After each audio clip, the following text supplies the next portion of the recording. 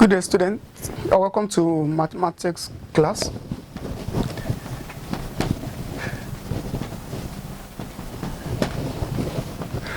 The topic before us this morning says inverse variation. Inverse variation. As we all know that we have some types of variation, so today we want to dwell on this inverse variation.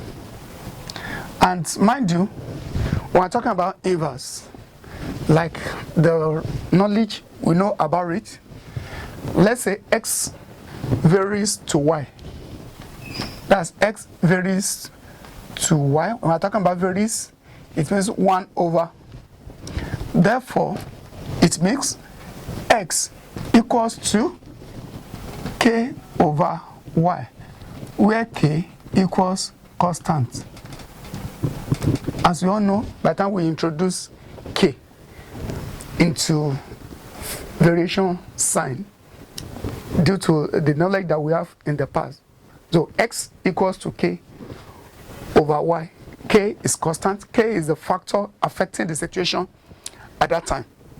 So I'll just give us some examples on this.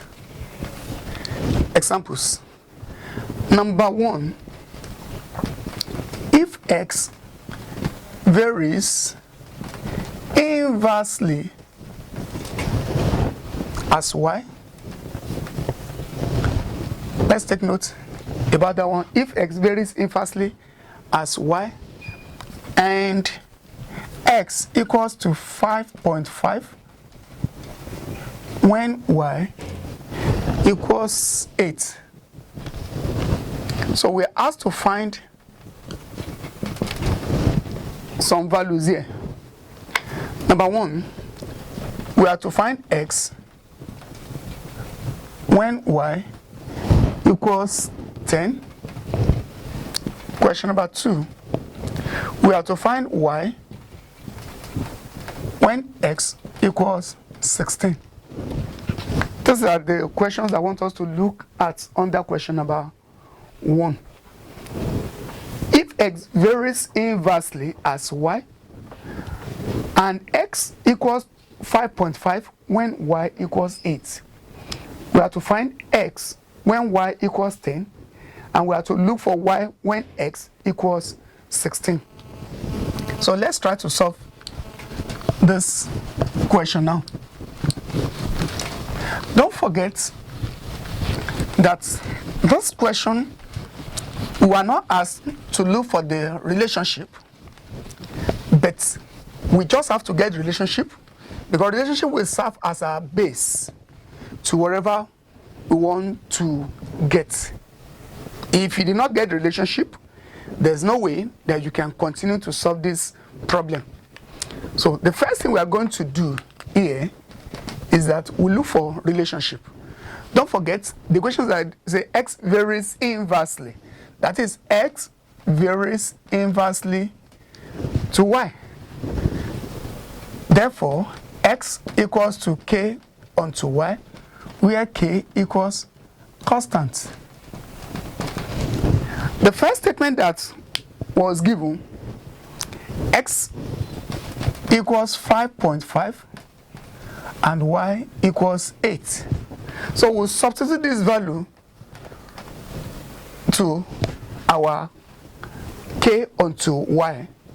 That is 5.5 will now be equals our k onto 8. From this place, we'll try to look for the value of k by using cross multiplication. K equals 5.5 multiplied by 8. Let's try to work it. 5.5 multiplied by 8. 8 by 5 will give me 40. We are keeping the 0. This one will also give me 40 plus 4. That's 44. To one decimal place, so we're having our k equals to 44. Don't forget like what I said right time, we've gotten the k. We will now substitute our k back to this original equation. Therefore, x equals to 44 over y. This one is called relationship. So as many questions that want to solve now, we'll be using the relationship to solve these questions that we're asked to solve under this question number 1. This is our real equation now. Now let's try to look at the first question as we are still solving the question. On this note, we have x equals to 44 over y. Don't forget the first question that we are given. It means when y equals 10, therefore x equals to 44 divided by 10. X equals to, when you divide this one, will give me 4.4. That is when y equals 10. The second question there, we have question number 2. We're asked to look for y when x equals 16.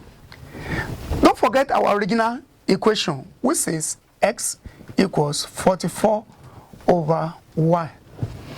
Our x this time around is equals to 16. It means we're having 16 equals to 44 over y, and we'll cross multiply.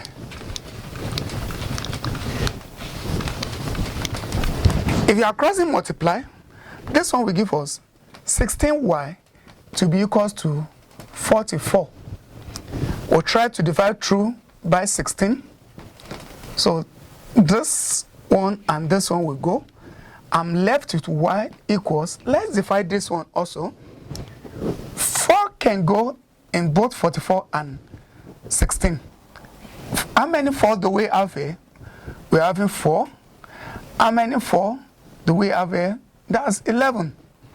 It means we're having 11 over 4, which is empty as 4 in 11 will give us 2, remainder 3 over 4, or 2.75. That's all about example number 1. It means when our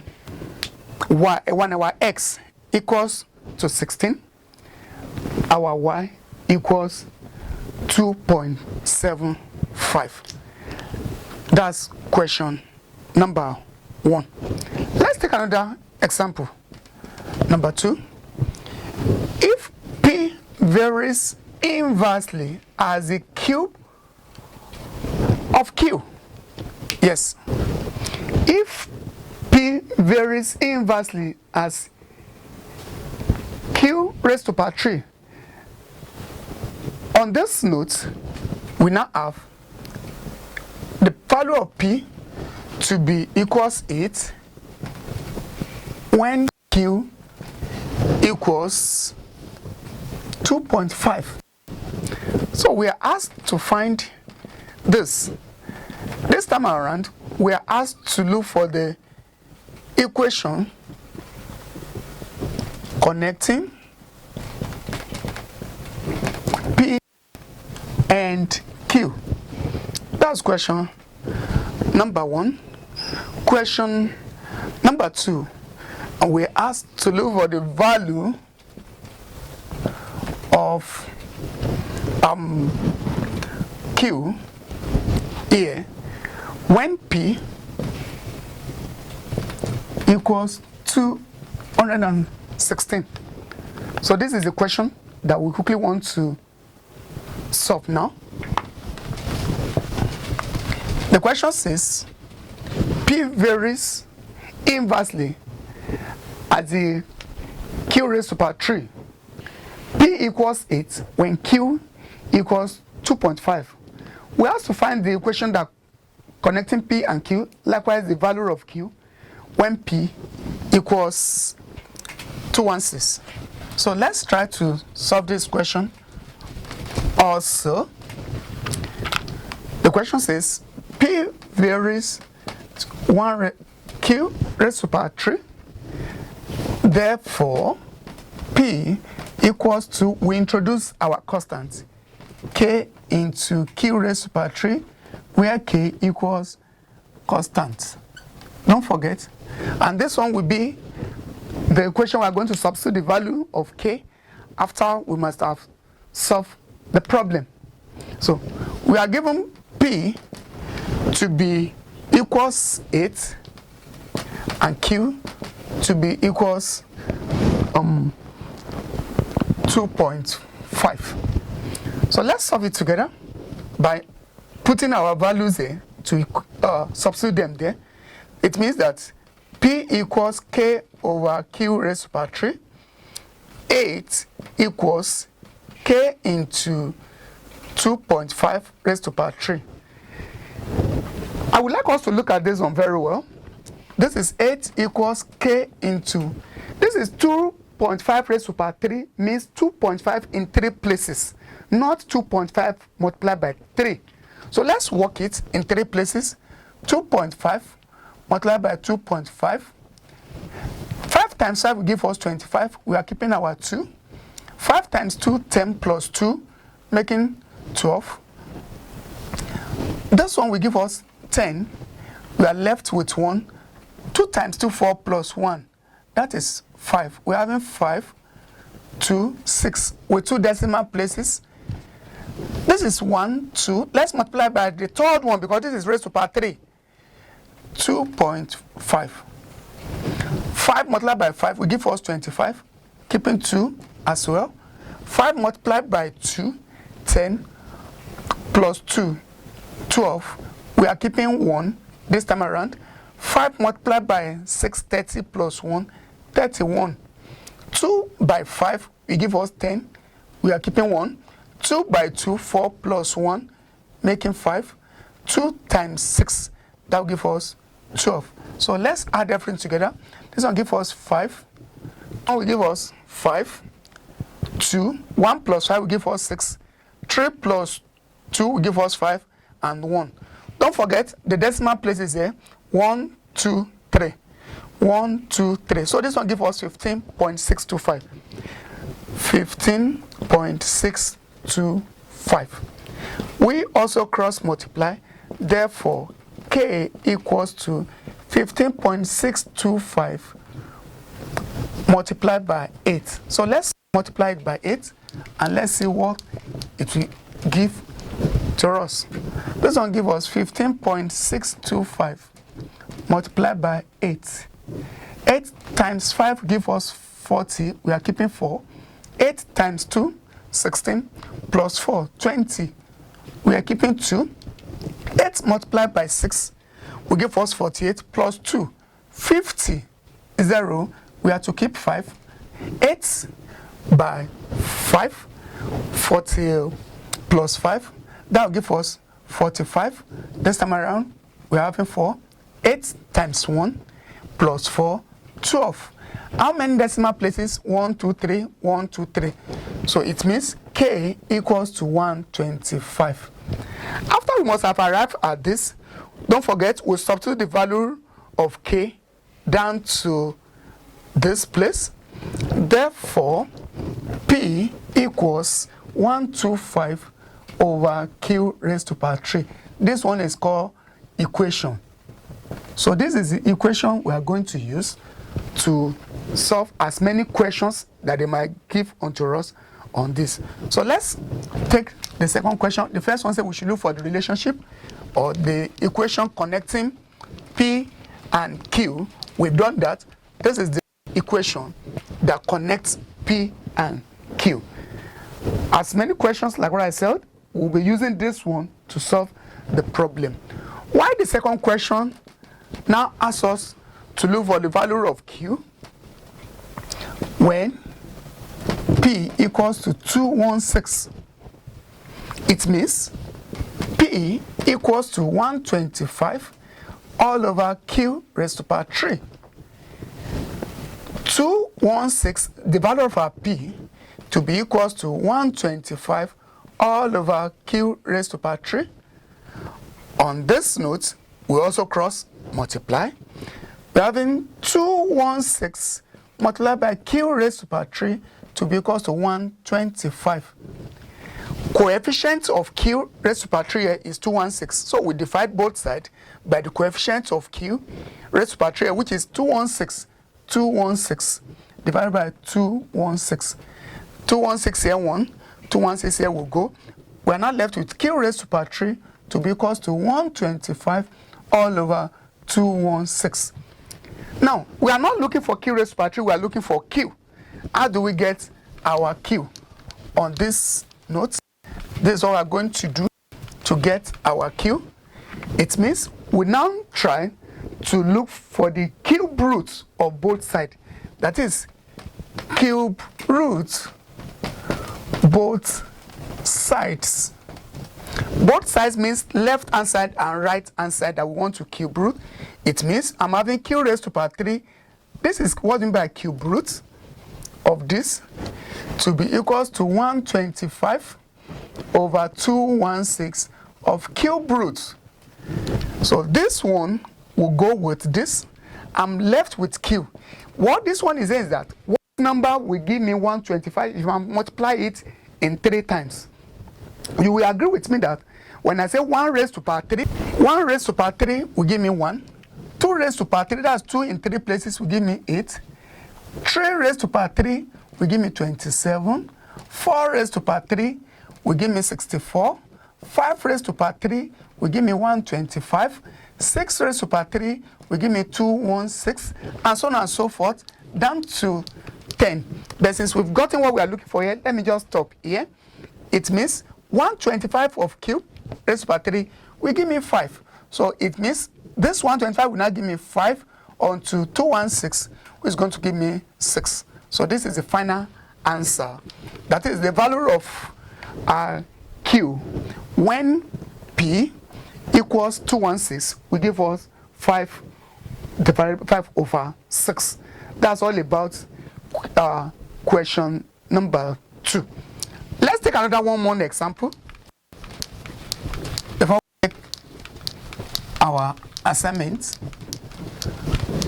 that's example number 3. Example number 3 says if v varies inversely to f,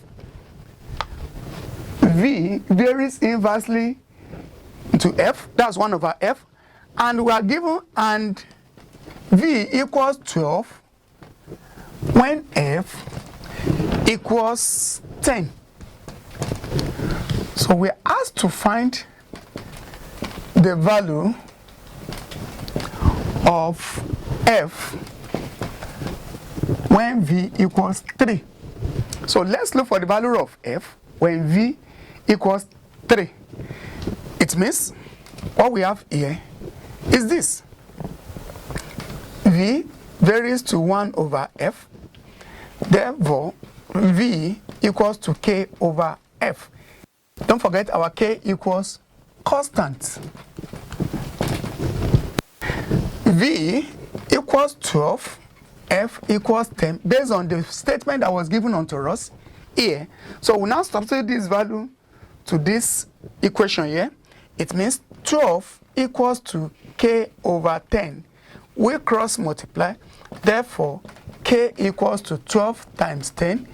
K equals 120. So this is the value of k. Don't forget, we'll put it back to this equation. By the time we are putting it back, v equals to 120 over f. This is the relationship between v and f. Then what they ask us to look for is the value of f when v equals 3. The value of f when v equals 3. F when v equals 3. Don't forget our equation says v equals to 120 over f.